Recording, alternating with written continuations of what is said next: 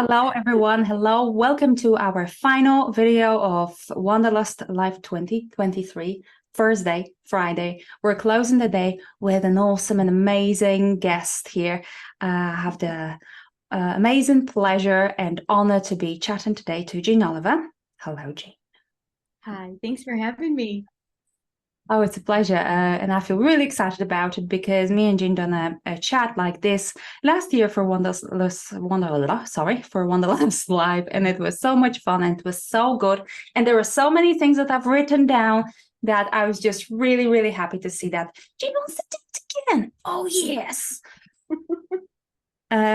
So Jean is a teacher, one of the teachers on Wanderlust 2024 with 2 lessons in 24. You were a guest host on 23, right? And Yes. that was really good. We had lots of lessons from you and they were really, really well received in our classroom. People love to follow your tutorials and your demonstrations. So we're really happy that you're back again in the classroom for 24.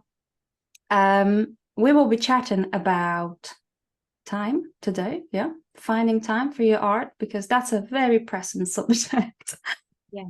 I think whether we're new moms maybe and have lots on our to-do list, it's obviously hard to find time for art and for ourselves.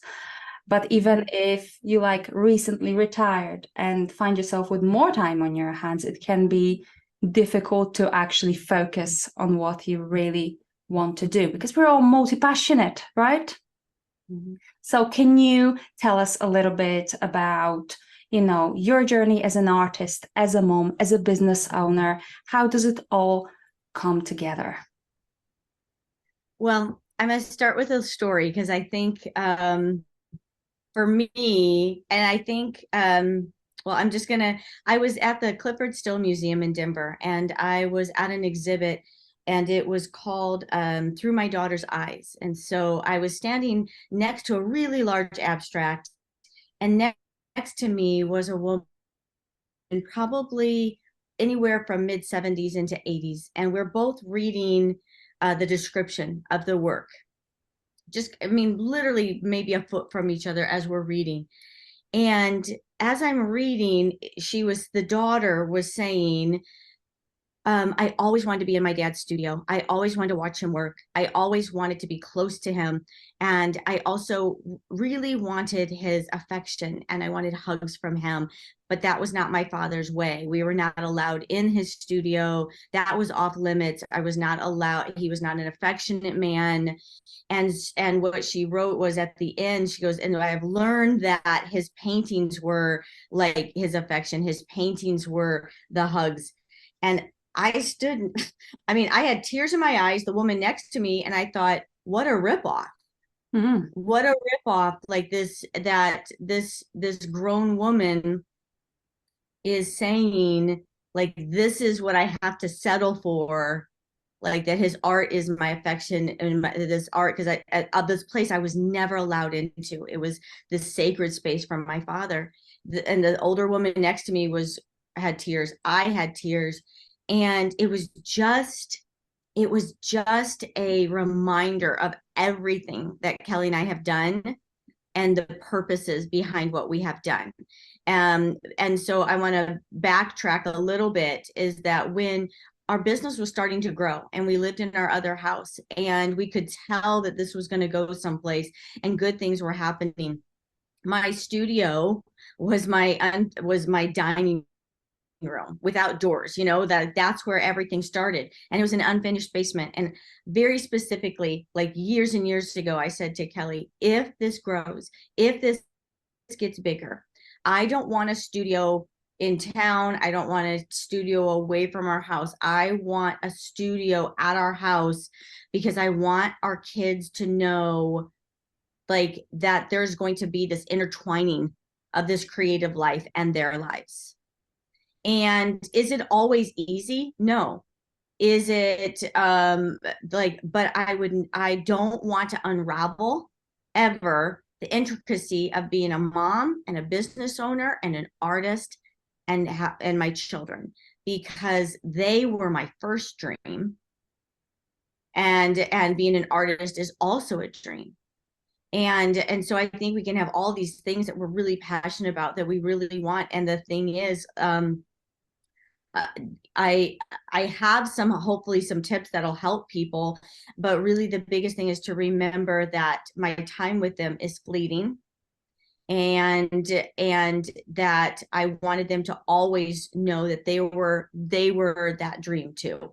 And so when I read something like Clifford Still's daughter, I mean, Clifford Still, like, in America, he was a mid-century abstract painter, along with Frankenthaler and a lot of other names that we know from that time period. And I just didn't want I read that way, I mean, just a couple years ago. And so I wanted my kids to know that they were welcome into my spaces. But I'd like to say there are plenty of times that I'll say, okay, nobody comes in. And the way to get away from like, the way to get away with that is that when you're with the people you love, you are all in. Mm-hmm.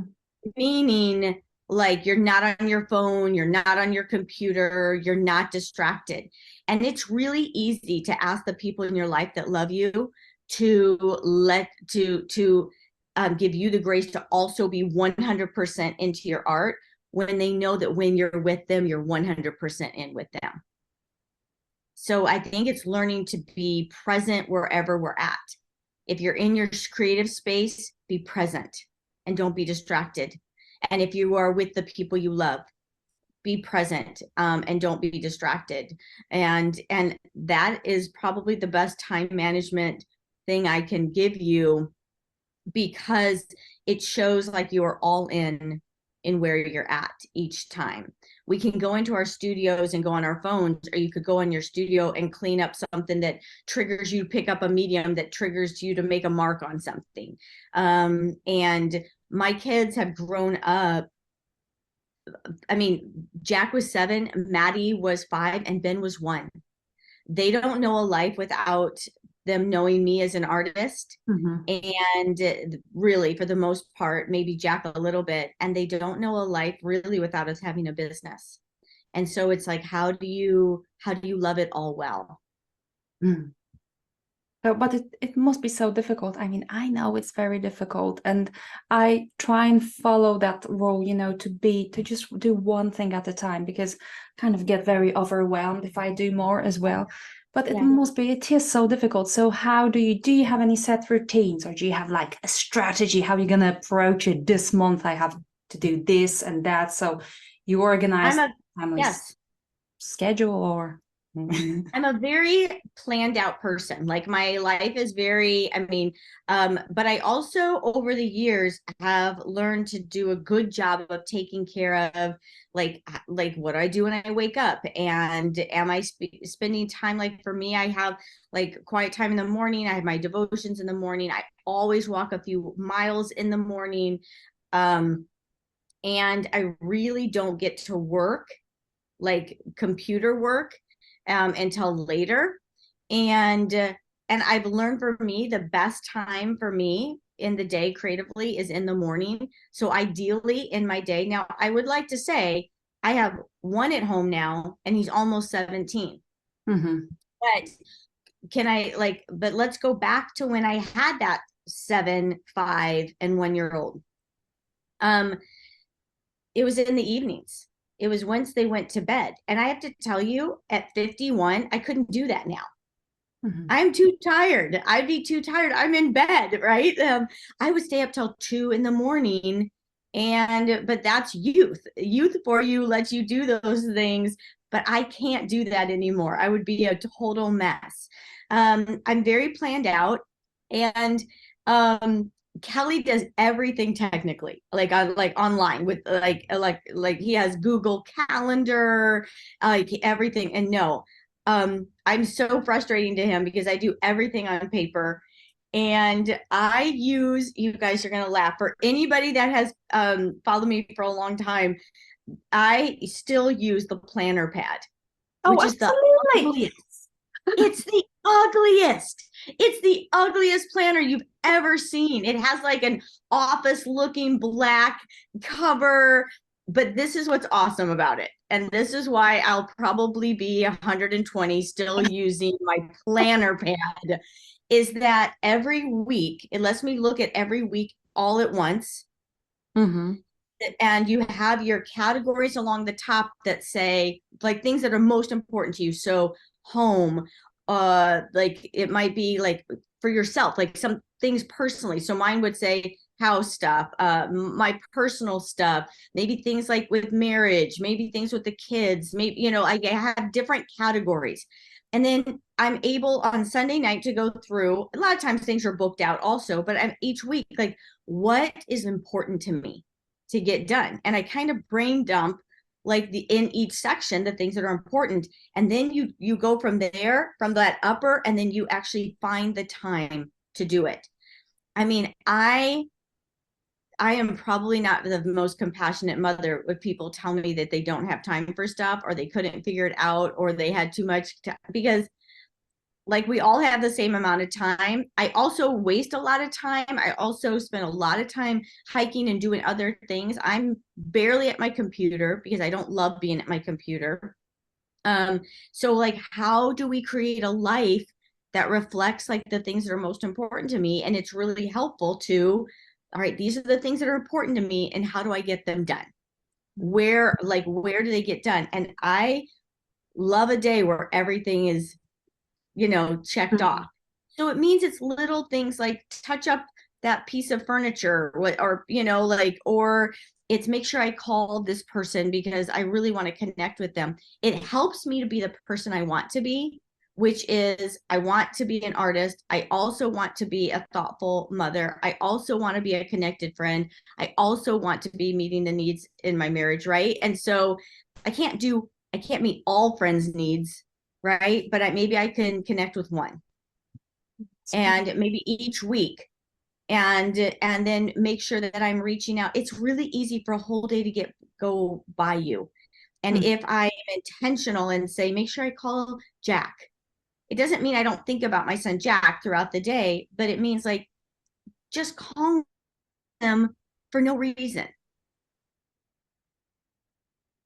right? Like, and schedule a date with Kelly, or these are the things that, like I said before, like what is the person that I want to be? And for me, it means I have to intentionally schedule them. That's what I have to do. Maybe other people are just great at it on their own. I have to intentionally, like, hey, call my mom on Monday, you Mm-hmm. know, do these things because it's easy for a day to slip through your fingers. And it can be very overwhelming when you have lots in your head and you know there's these things that you'd like to do, these things you have to do. I think writing them down is a really, really good tip. So on Wanderlust, obviously we have weekly lessons and that's really intense, and it's very easy to feel overwhelmed or, you know, fall behind. I always say that you can't fall behind. You just get back to it whenever you feel like it's the right time. But what advice would you give to people who want to carve out more time in their busy lives? You know, what could they do to make time? I think art is one of the things that we were taught from a very young age is extra. Mm-hmm. Like even in school, at least in my school, I don't know about everybody else, but in my school, art was like once a week, like in the afternoon or something. I mean, like art was not ever said that this is important for you to be it. And I don't mean like you have to be a good artist. I mean to just make, Mm-hmm. to just like the creative arts in our lives, that they're a priority. I think there's some countries that do better than others. I don't think America does very well at all in that. And so we are taught from a young age, it's what you do as a reward. And it is the extra instead of it being what it truly is. The arts in general, it's oxygen. So the arts are really oxygen for you. And I can promise you, you have never, like maybe you felt good, like, oh, finally got that laundry done. But I can promise you that doing that laundry wasn't oxygen. It Mm-hmm. wasn't like, it wasn't your place of normally rest and joy and giddiness when it's just you in your creativity. And that doesn't matter if it's you in the garden, if it's you baking a pie, if it's you putting pen to paper, that is oxygen. That is what makes life beautiful, not mopping the floor and sweeping. And those are necessities that we need to, like, we need to not be pigs. I mean, they need to not have our houses be homes be a mess. But those can wait. Those things can wait. If we gave those things as little time as we sometimes can give our creativity, I think we'd see a flip in our mental state. We'd see just a shift in so many beautiful things in our lives. The people wanting, what is my voice? You would find it. Mm-hmm. What is my hand? You would find it.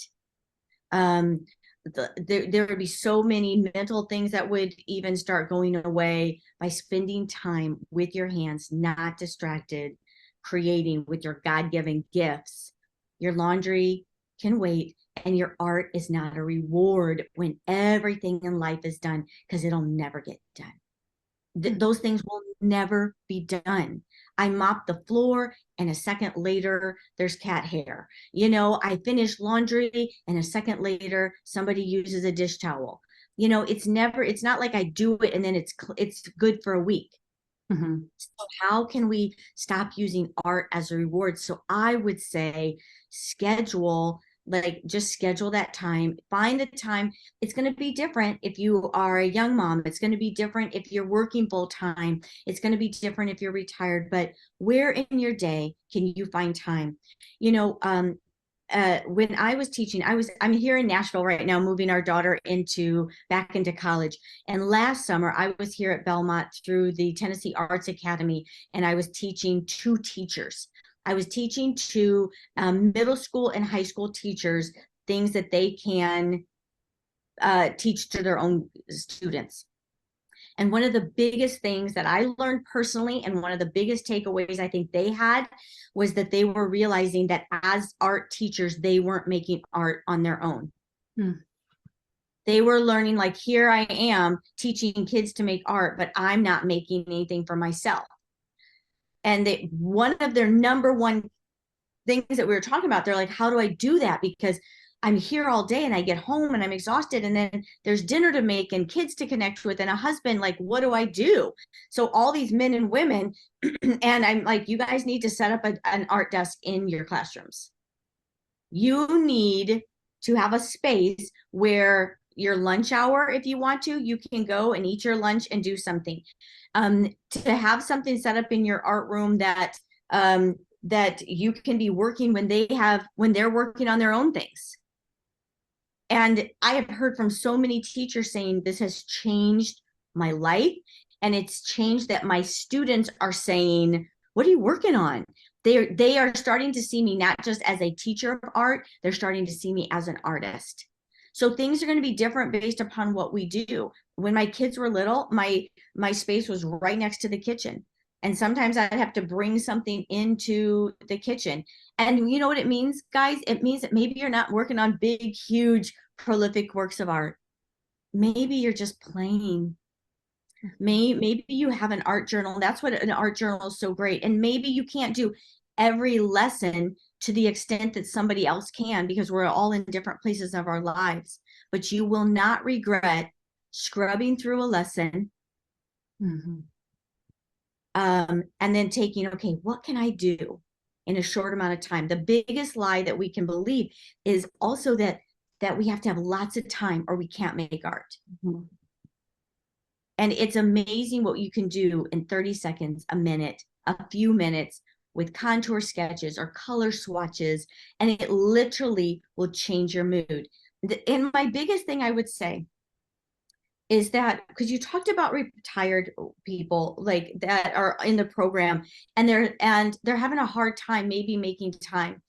I believe that if you don't learn sooner to prioritize who you are and how you've been made as a creative, it gets really hard when you're 60, 70, 80 to say, I'm going to make time for these things.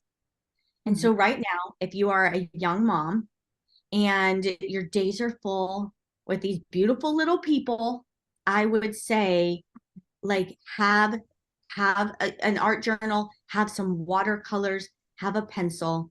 Mhm. And when they're playing in the yard, or when they're playing in the park, or just when they're watching a cartoon, like there's little bits of time, and it's these in between moments, but they they will grow up knowing my mom is an artist, even with little moments. Even with that, you don't have to do a big painting for your kids to know, oh yeah, my mom was sketching or watercolor. And and you will never forget you're an artist. So by the time when they get a little older, it'll change on what you can do, and then they'll get older still, and you can change. But you will never regret that your kids look at you for who you really are as a creative and as an artist, and that you will never forget. You will change, but when you're 60 or when you're 70, you're already going to have that little discipline, just a little bit. Don't put yourself down. And I mean, like, put it down. Don't put your giftings down on the ground and think I'll come back to it someday, because it's really hard to come back to something and think you can just like pick up where you left off 30 years ago. Mhm. That's brilliant. That's some great bits there, Jane. I don't know what to say. Okay, calm down. That's great. Great. Thank you. Thank you very much for sharing this. Yeah, I think that's so important what you said. We have to keep it going, right? Keep that fire burning. Keep it going. So you And use don't it. compare. And don't Sorry. compare because and don't compare if you're in Wanderlust and you see somebody else being super prolific all the time, and they're creating every lesson. Celebrate them, that they're at a place in their life where they can do that. Mm. But don't dismiss where you're at in your life, and show up where you're at. It might be a different take. It might be a different take on it. And and because I know as a young mom, I had artist friends that were older, and I'd feel like, what's wrong with me? Why can't I, like, look at them, look at how they're making all the time. They're making all the time just for them. And the thing is, like, and I don't think Danielle Donaldson would mind me telling you this. So Danielle Donaldson was one of the artist friends, but her kids were in college. When my kids were little, her kids were in college. And I'd just be like, wow, you're just creating so much. And she just said, but when I come downstairs in the morning, nobody asks me, like, no one says good morning. And I have nobody to make breakfast for. And there's nobody here at my house to like snuggle up next to me. And she said, yes, I'm at a time in my life where I can be prolific, and and I can be creating all the time. And she said, where you're at now is such a beautiful place. um and it goes back to what I said in the beginning. They were my dream too, right? So how could I take all these different parts of who I am, and how can we incorporate it into our day-to-day life? And I'm telling you guys, my kids are different kids because I'm an artist. Mm. They just are. They are different kids because we ran a business and we run a business. They're different kids because they've watched us like get creative when like in all different situations. They're different because they've watched like when things are hard. They've watched me when I have been crying because I want to be in the studio making art and I don't want to be doing something in the business aspect of things. Mhm. They've watched all these parts of that, and it is stamped something powerful on their lives. Creativity has stamped, and I want to say this to you specifically right now, because you're in the middle of it, and because you literally are a creative business in the Me? middle of it. Me? Yes. Yes. Okay. Many kids, they go off to school, and then their parents go off to work, and sometimes there's no intertwining of knowing and understanding Mm. like these people that live within the walls of your home. And I want you to know, like, you are building something mighty in your children that you don't even see the fruit of yet, and the seeds that you're planting in them. They will see, because you see yourself differently and your husband sees himself differently. I just want you to know your children will grow up with eyes to see themselves differently. They will not listen as much to what the world says is success or what they need to do. They will be able to find their own path with so much more freedom, because you have kind of taken their hand and showed them the way. My children could have been a lot of things, and like, who even knows what they're going to continue to be. But right now I have a music composer who graduated with a composition major, and he with an emphasis in movie scoring, living in Nashville and writing music. I have a daughter who's a songwriter, which I would like to say, guys, from a young age, if she was mad at me, there would be a song. Okay. So, and then I have a youngest who loves film and photography. And I don't know what they're going to do with all of those things, but I can 100% guarantee that the reason they could see themselves differently is because I accepted that I'm an artist and I made time to be an artist. And guys, believe me, there are many days I don't make art, many days, not just for me. And there are many, many days I'm not prolific in doing the things. But they say, like, studies have shown that we do our best work after 60. Oh, yeah. okay. And so take a deep breath. Okay. And so if you are past 60 or 70, get to work, girls, because you know, there's some good things that are going to come out of you. And if you are 20s and 30s and 40s, take a deep breath, look at the people that are around you, enjoy where you're at. Don't put it down. Don't put it down. Keep it out. Keep it so your eyes can see it. Keep it so your kids can see it. Keep it that, like, your spouse can see it. Keep it out so they don't also forget that you're an artist, and that they help you make time for that. But also know that some of the best works ever in the history of the world across all nations is that when we are over 60, the biggest novels, the most beautiful works of art, architecture, like all of that stuff, when you have more time, usually when you have a little more extra resources, but I think it's the time. So, like, you have time, but also time is so precious with our kids. Wow, Jeanne. See, people, that's what I was talking about at the beginning. Thank you so much for sharing all of these amazing, amazing words. And I personally feel uplifted. And, you know, I like to think that I kind of worked it out, how to find my time, how to, you know, make sure I am creative every day, how to make sure that kids see that. But with everything you said, I just feel like this is really important and so valuable. Brilliant lessons there. Thank you so much, Jeanne, for doing this. Thank you so much. I love talking about, I think there's something special, extra special, just talking about families and creativity. Yeah. And really, it really has made, I would not even want to unravel them. Mm-hmm. I love that they're all so interconnected in our life. And I'm glad that there's not separate pieces, right? There's not me over here as an artist, mm-hmm. and my kids over here and our business over here, that they're just so intertwined. Absolutely. And sometimes unravel it. Yeah. Sorry, sometimes people talk about work-life balance, and I'm thinking, well, my work is my life, right? So it all comes together. I absolutely agree. People, thank you for listening to this. Jeanne, thank you for sharing all of your wisdom with us. It's beautiful. If you'd like to see more from Jeanne, you can join Wanderlust 2024, which is right now at lower price still. So you'll get to see 2 lessons from Jeanne, one about sketching figures and little thumbnails, right? And one where Jeanne shares another brilliant story with us, which I hope will inspire your creative practice. Thank you very, very much, Jeanne. And see you tomorrow, people, I think. On Saturday, we're going to do some more lives.